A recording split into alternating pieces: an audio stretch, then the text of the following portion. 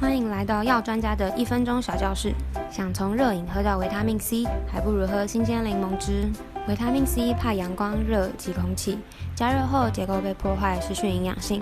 而且维他命 C 并不是药物，所以没有治疗感冒的作用，只能些微缩短感冒病程。柠檬富含维他命 C， 具抗氧化、促进伤口愈合、抑制皮肤黑色素生成等效果。将柠檬切片泡水喝，注意水温不要超过50度。如果感冒有咳嗽，热饮喝多也没有效。感冒热饮只对发烧、鼻塞、流鼻水这3个症状有效。万一有呼吸道感染或中耳炎，还持续热喝，不就诊恐怕会让病情更加严重。不管是去看医生还是买成药，都是针对感冒症状做治疗。感冒是一种病毒感染，无法靠一般药物治好，所以目前所有的药物用途都是治标而已哦。感冒药对症用药，请先咨询药师或看医生。感冒热饮是给非常轻微感冒症状的人用的，对咳嗽没有效哦。